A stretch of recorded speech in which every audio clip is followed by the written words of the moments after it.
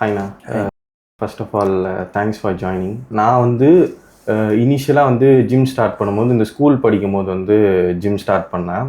அப்போ வந்து இந்த கிரிக்கெட் கிரவுண்ட்ஸ் இருக்கும், அது பக்கத்தில் வந்து ஒரு சின்ன ஜிம் மாதிரி இருக்கும், லோக்கல் ஃப்ரீ ஜிம் மாதிரி. ஸோ அப்போ வந்து அங்கே போய் நான் ஜிம் வந்து ஒர்க் அவுட் பண்ணும்போது எந்த மசிலுக்கு என்ன பண்ணுறேனே தெரியாமல் சும்மா எல்லாத்துலேயும் வந்து ஒன்று ஒன்று அப்படியே ஷோல்டரில் ஒன்று, அதில் ஒன்று, இதில் ஒன்றுன்னு சொல்லிட்டு போட்டு வந்துடுவேன். ஸோ நான் காலேஜ் படிக்கிற வரைக்கும் வந்து நான் அந்த மாதிரி தான் பண்ணிட்டு இருந்தேன். எந்த மசிலுக்கு வந்து என்ன ஒர்க் அவுட் போடணும் அப்படின்னு தெரியாமல். ஸோ வந்து செஸ்ட்டுக்கு இது போடணும், பைசப்ஸ்க்கு இது போடணும், என்னன்னே தெரியாமல் பண்ணிட்டு இருந்தேன். அதுக்கப்புறம் உங்களை மீட் பண்ணேன். அதுக்கு முன்னாடி வரைக்குமே நான் அந்த மாதிரி தான் பண்ணிட்டு இருந்தேன். ஸோ அதுக்கு முன்னாடி வந்து கொஞ்சம் நாலேஜ் இருந்தது, செஸ்ட்டுக்கு இது பண்ணலாம், ஒரு லோக்கல் ஜிம்மில் ஒரு கைடன்ஸ் கிடச்சிது. ஸோ உங்களை மீட் பண்ணதுக்கப்புறம் தான் வந்து ஓகே, பாடி பில்டிங்கில் வந்து இவ்வளோ விஷயம் இருக்குது. ஸோ வந்து நேச்சுரலாக எப்படி ட்ரெயின் பண்ணணும், என்ஹான்ஸ்டாக எப்படி ட்ரெயின் பண்ணணும், அதுக்கப்புறம் வந்து ஒர்க் அவுட்டோட டயட் எவ்வளோ முக்கியம், அதுக்கப்புறம் அதுக்கேற்ற மாதிரி ஸ்லீப் எவ்வளோ முக்கியம், இதெல்லாம் வந்து நிறைய விஷயம் வந்து ஸ்டெப் பை ஸ்டெப்பாக நீங்கள் உங்ககிட்ட பேசும்போது வந்து எனக்கு அந்த கைடன்ஸ் வந்து கிடச்சிது.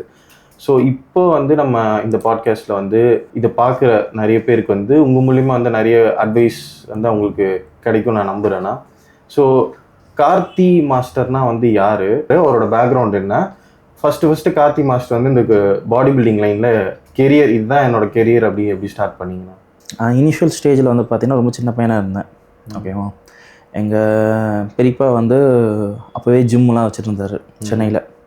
2-3 ஜிம்லாம் வச்சுருந்தார். ஜிபிஎஸ் பவர் ஜிம்னா அப்போ இருந்த பர்சன்ஸ்க்கு எல்லாருமே தெரியும். ஸோ அவரை பார்க்க சொல்ல ஒரு இன்ஸ்பயராக இருக்கும். அவரை பார்க்க சொல்ல வந்து பார்த்திங்கன்னா ஒரு ஆர்மும் டைட்டாக டிஷர்ட் போடுறது, அதெல்லாம் பார்க்க சொல்ல வந்து நம்மளுக்குமே வந்து அது மாதிரி பாடி வேணும் அப்படின்ற ஒரு இன்ஸ்பயர் ஆகி தான் வந்து இருந்தேன். ஜிம் வந்து ஜாயின் பண்ணணும், ஸ்டார்ட் பண்ணணும் அப்படின்ற ஒரு டைம் வரும்ல, ஒரு நம்மளுக்கு ஒரு 12-13 இயர்ஸ் இருக்க சொல்ல வந்து பார்த்திங்கன்னா ஜிம் ஜாயின் பண்ணணும் அப்படின்னு சொல்லிட்டு போய் ஜாயின் பண்ணது தான். ஸ்லோலி கோட்ஸ்லாம் பழகி எங்கள் பெரியப்பா கூட நிறைய ட்ராவல் பண்ணுவேன். ஸோ ஒரு கூட ட்ராவல் பண்ண சொல்ல அவரோட பாடி பில்டிங்கோட ஜேர்னி பற்றிலாம் வந்து சொல்லுவார். அதெல்லாம் கேட்க சொல்ல ரொம்ப இன்ஸ்பயராக இருக்கும். ஸோ நம்மளும் வந்து ஃபியூச்சரில் ஒரு பாடி பில்டராக, அவர் மிஸ்டர் இந்தியா, நம்மளுமே வந்து பாடி பில்டிங் பண்ணணும் அவரை பார்த்து தான் நான் வந்து ஒவ்வொரு விஷயமா கற்றுட்டேன். அவர் நிறைய அவங்க வீட்டுக்கு போகணும்னு வச்சு நிறைய இந்த பாடி பில்டிங் மேக்சின்லாம் நிறைய இருக்கும், ஃபாரின் பாடி பில்டர்ஸ் ஃபோட்டோஸு, அந்த சில டீட்டெயில்ஸு ஒர்க் அவுட்ஸ்லாம் இருக்கும் அதில். ஸோ அதெல்லாம் பார்த்துட்டு தான் ஓகே இன்ஸ்பயர் ஆகி ஓகே நம்ம வந்து ஒரு பாடி பில்டர் ஆகணும் அப்படின்னு சொல்லிட்டு ஸ்டார்ட் பண்ணது. அவர் பேர் என்ன? ஜெயராமன். பாடி பில்டிங் ஸ்டார்ட் பண்ணோன்றது டிசைட் பண்ணியாச்சு. பட் அதுக்கான இன்கம் சோர்ஸ்லாம் இல்லை. ஏன்னா அப்போது வந்து பார்த்திங்கன்னா சின்ன வயசில் வந்து பெருசாக நாலேஜும் கிடையாது. போக தான் தெரிய ஆரம்பிச்சது பாடி பில்டிங் பண்ணால் நிறைய பணம் காசு செலவாகும் அப்படின்றது. ஸோ நம்ம வந்து அதுக்கான ஃபஸ்ட்டு வந்து ஒரு இதை க்ரியேட் பண்ணோம். இனிஷியலாக வந்து பார்த்திங்கன்னா எக்ஸு, கொண்டைக்கடலை இது மாதிரிலாம் சாப்பிட்டு தான் பண்ணிகிட்டு இருந்தோம். பட் அதெல்லாம் ஒரு ரேஞ்ச் வரைக்கும் தான். ஸோ நம்ம பாடிக்கு தேவையான நியூட்ரிஷன்ஸ் கரெக்டாக கொடுக்கலன்னா மசில் பில்ட் ஆகாதுன்றது வந்து நீங்கள் நேச்சுரலாக சொல்கிறீங்க. நேச்சுரலாக அப்புறம் இனிஷியலாக ஸ்டெப் பை ஸ்டெப்பாக ஒவ்வொரு விஷயமா அடிபட்டு தான் வந்து கற்றுக்கிட்டது. அதுக்கப்புறமா பாடி பில்டிங் பண்ணோம் அப்படின்னு சொல்லிட்டு பண்ண சொல்ல ஃபினான்ஷியலி என்னால் முடியல, பேலன்ஸ் பண்ண முடியல. ஸோ பவர் லிஃப்டிங் பண்ண ஆரம்பித்தோம். ஸ்ட்ரென்த் லிஃப்டிங், பவர் லிஃப்டிங் அதை மாதிரி கேம்ஸ் நிறைய இன்வால்வ் ஆக ஆரம்பித்தோம். அதில் வந்து பார்த்திங்கன்னா நேஷ்னல்ஸ்லாம் வின் பண்ணியிருக்கேன். நம்மளை வந்து பாடி பில்டிங் பண்ண தான் இந்த ஃபீல்டை வந்து சூஸ் பண்ணோம். பாடி பில்டிங் தான் பண்ணணும்னு சொல்லிட்டு நிறைய காம்படிஷன் ஏரியா இருந்தேன். எதுவுமே ப்ளேஸ் பண்ணல, ஏன்னா நான் அந்தளவுக்கு இல்லை. ஸோ இதை ரியலைஸ் பண்ணிவிட்டு அதுக்கப்புறம் பாடி பில்டிங் பண்ணலாம் அப்படின்ற பட்சத்தில் வந்து ஒரு ஸ்டேஜ், அந்த ஸ்டேஜில் வந்து பார்த்திங்கன்னா மேரேஜ் ஆகிடுச்சு. ஸோ மேரேஜ் ஆகிடுச்சு. அப்போது ஒரு ஒர்க் போயிட்டுருக்கேன், பண்ணிகிட்ருக்கேன். அது போயிட்டு இருந்தது அப்படியே. அண்டு பாடி ட்ரெயினராக இல்லை, வேற ஒரு ஃபீல்டில் இருந்தேன். ஓகே, நீங்கள் பாடி பில்டிங் பண்ணோம் அப்படின்னா நீங்கள் அந்த ஃபீல்டை சாக்ரிஃபைஸ் பண்ணிட்டு வர மாதிரி இல்லை, சாக்ரிஃபைஸ் பண்ணோம், கண்டிப்பாக பண்ணோம். ஏன்னா வந்து பார்த்திங்கன்னா பாடி பில்டிங் நம்ம ஒரு பாடி பில்டராக இருக்கணும், பாடி பில்டிங் லைஃப் டைம் பண்ணோம் அப்படின்னா அதை சுற்றி இருக்க பிஸ்னஸில் இருந்தால் மட்டும்தான் நம்ம பண்ண முடியும். இன்கம் சோர்ஸஸ் ரொம்ப கம்மியாக இருந்தது. இப்போ ஜிம் ட்ரைனராக வந்து மறுபடியும் போகிறோம் அப்படின்னா கண்டிப்பாக சேலரிஸ்லாம் வந்து பார்த்திங்கன்னா அந்த டைமில் வந்து ரொம்ப கம்மி தான். ஸோ பெருசாக பேலன்ஸ் பண்ண முடியாது. இப்போ வீட்டில் எங்கள் ஒய்ஃப் கிட்ட கேட்க சொல்ல உங்களுக்கு எது நீங்கள் பிடிச்ச ஃபீல்டு நீங்கள் லைக் பண்ணுறீங்களோ நீங்கள் அதுவே சூஸ் பண்ணுங்கள், அப்புறமா பார்த்துக்கலாம் அப்படின்னு சொல்லிட்டு டிசைட் பண்ணோம். சில ஃபேமிலிஸில் வந்து எடுத்தோடனே பயப்படுவாங்க. கண்டிப்பாக. பட் அவங்க லவ் மேரேஜ்னால எனக்கு அந்த ப்ராப்ளம் இல்லை. ஸோ சப்போர்ட் பண்ணாங்க எனக்கு. ஓகே. ஸோ நான் வந்து அந்த டைமில் வந்து பார்த்திங்கன்னா அந்த சிச்சுவேஷன் யோசனை பண்ணிவிட்டு அந்த ஒர்க் போயிருந்தேன்னா நான் அப்படியே தான் இருந்திருப்பேன். என் கெரியர் வந்து பில்ட் ஆகிருக்காது. ஸோ நான் அந்த டைமில் கரெக்டாக சூஸ் பண்ணதுனால ஜிம் ட்ரைனர் மறுபடியும் ஜாயின் பண்ணிவிட்டு சரி மறுபடியும் பாடி பில்டிங்கில் வந்து இன்வால்வ் ஆகி பண்ணலாம் அப்படின்னு சொல்லிட்டு அதுக்கான சின்ன சின்ன விஷயங்கள்லாம் வாங்கி வைக்க ஆரம்பித்தேன். அப்போ பண்ணேன். பட் அப்போவுமே என்னால் பெருசாக அச்சீவ் பண்ண முடியல. அப்போது என்னென்னா என்னோடய இன்கம் வந்து நான் இன்னும் கொஞ்சம் இன்க்ரீஸ் பண்ணணும். ஸோ அதுக்கு என்னெல்லாம் பண்ணலாம், என்னென்னலாம் சோர்ஸ்லாம் இருக்குதுன்னு தேட ஆரம்பித்தேன். ஸோ அதை தேட ஆரம்பித்து கொஞ்சம் கொஞ்சமாக என் இன்கம் சோர்ஸை வந்து இன்க்ரீஸ் பண்ண ஆரம்பித்தேன். ஸோ அதுக்கப்புறமா தான் நான் வந்து நல்லா பாடி பில்டிங் கான்டெஸ்ட் பண்ண ஆரம்பித்தேன். ஃபஸ்ட்டு மிஸ்டர் சென்னையில் வந்து ப்ரான்ஸ் மெடல் பண்ணேன். அதுக்கப்புறம் ஸ்டேட் மீட்ஸ் அட்டன் பண்ண ஆரம்பித்தேன். ப்ரான்ஸ், சில்வர் நிறைய பண்ண ஆரம்பித்தேன். அப்புறம் கொஞ்சம் கொஞ்சமாக gold medal, South India, national. So national gold medal பண்ணியிருக்கேன். இப்போ நான் ஒரு ஜிம்மில் வந்து ஹெட் கோச்சாக இருக்கேன். அண்டு ஒரு சப்ளிமெண்ட் ஷாப் வந்து ஓனராக இருக்கேன், கே நியூட்ரிஷன். இப்போ நம்ம வீடியோ பார்த்துட்டு யாராவது வந்து அவங்களுக்கு ஆஃபர் பண்ணி கொடுப்பீங்களா? எல்லாருக்கும் ஆஃபர் இருக்குது. ஸோ வந்து உங்களோட எக்ஸ்பீரியன்ஸ் என்னென்னா, ஒரு நேச்சுரலாக இப்படிலாம் பண்ணால் ஒரு ஃபிசிக் கொண்டு வர முடியும், ப்ளஸ் வந்து ஸ்டெராய்ட்ஸ் யூஸ் பண்ணி ஒரு என்ஹான்ஸ்டாக பண்ணால் இந்த மாதிரி அந்த எக்ஸ்பீரியன்ஸ் பற்றி சொல்லுங்கண்ணா.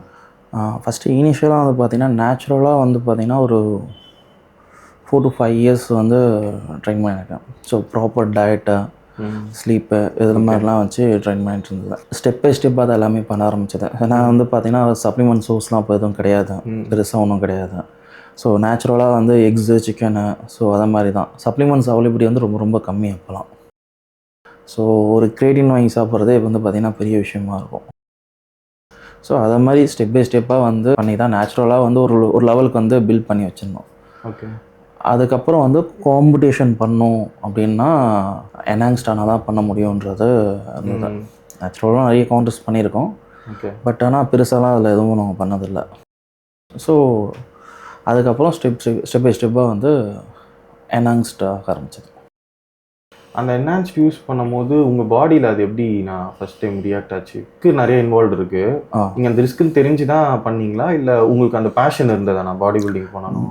பாடி பில்டிங் ஃபேஷன் இருந்தது கண்டிப்பாக. ஏன்னா வந்து சின்ன வயசுலேருந்தே இன்ஸ்பயர் ஆகி தான் வந்து பாடி பில்டிங்குள்ளே வந்தது. ஓகே. ஸோ என்ஹான்ஸ்டாக ஆகிறதுக்கு முன்னாடி அதை பற்றி நிறைய விஷயங்களை வந்து கேதர் பண்ணேன். ஸோ நிறைய விஷயங்களை படித்தோம்.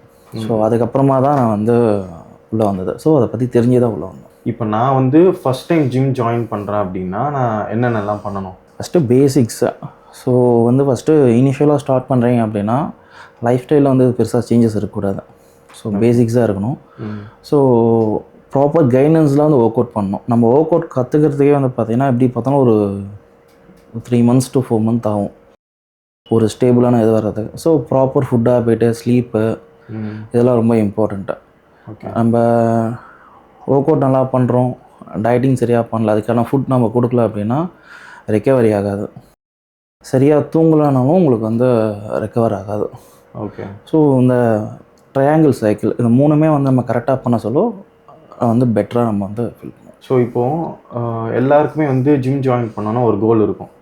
இப்போ வந்து எனக்கு ஃபேட் லாஸ் பண்ணணும், இல்லாட்டி நான் மசில் கெயின் பண்ணணும், இல்லாட்டி என் பாடியை வந்து ஃபிட்டாக வச்சுக்கணும், அந்த மாதிரி ஒரு கோல் இருக்கும். ஸோ இப்போ ஜிம் ஜாயின் பண்ண உடனே அவங்க வந்து ஃபர்ஸ்ட் என்ன பண்ணணும்? இப்போ நான் ஃபேட் லாஸ் பண்ணணும், இதெல்லாம் பண்ணணும், மசில் கெயின் பண்ணணும், இதெல்லாம் பண்ணணும், அந்த மாதிரி இல்லை. ஃபஸ்ட்டு வந்து ஸ்டடியாகணும். ஸோ அதுக்கு தான் நான் சொன்னது 3 months வந்து நீங்கள் டைம் எடுத்துக்கணும். ஓகே. அந்த 3 monthsக்கு அப்புறமா தான் நீங்கள் கோலை நோக்கி நீங்கள் வந்து புஷ் பண்ணணும். ஓகே. இப்போது மசில் கெயின் பண்ணுறனாலுமே நீங்கள் first work out form and techniques வந்து கரெக்டாக கற்றுக்கணும். ஃபார்ம் அண்ட் டெக்னிக் கரெக்டாக கற்றுக்கிட்டா தான் நீங்கள் வந்து வெயிட் புஷ் பண்ணி பண்ண முடியும். நீங்கள் வெயிட்ஸ் எவ்வளோ அதிகமாக தூக்குறீங்களோ அந்தளவுக்கு மசில் பில்ட் ஆகும். ஓகே. ஸோ நம்ம ஃபார்ம் அண்ட் டெக்னிக் கரெக்டாக கற்றுக்காமலேயே நம்ம வெயிட் லிஃப்ட் பண்ண ஆரம்பிச்சோன்னா இன்ஜுரிஸில் தான் போய் முடியும். Okay. Same weight loss. Okay. So அதனால் அதே தான் வெயிட் லாஸுக்கும் இருக்கும். ஸோ அதனால் ஃபஸ்ட்டு ட்ரைனிங்கை வந்து ப்ராப்பராக வந்து நம்ம ஒரு கோச் வச்சு நம்ம கற்றுக்கணும். ஓகே. ஸோ அதுக்கப்புறம் ஃபுட் ஹேபிட்ஸ். ஸோ நம்ம பாடிக்கு தேவையான மேக்ரோஸ் அண்டு மைக்ரோஸ் வந்து கரெக்டாக பேலன்ஸ்டாக சாப்பிட்றோமா? இப்போ வெயிட் கெயினுக்கான கார்ப்ஸ் அண்ட் ப்ரோட்டீன் ஃபேட்லாம் பேலன்ஸ்டாக எடுக்கிறோமா? நீங்கள் வெயிட் லாஸில் இருக்கீங்கன்னா நீங்கள் கார்போஹைட்ரேட் எந்த அளவுக்கு சாப்பிட்ணும், ப்ரோட்டீன் எந்த அளவுக்கு சாப்பிட்ணும், இந்த நாலேஜ்லாம் உங்களுக்கு வந்து தெரிஞ்சிருக்கணும்.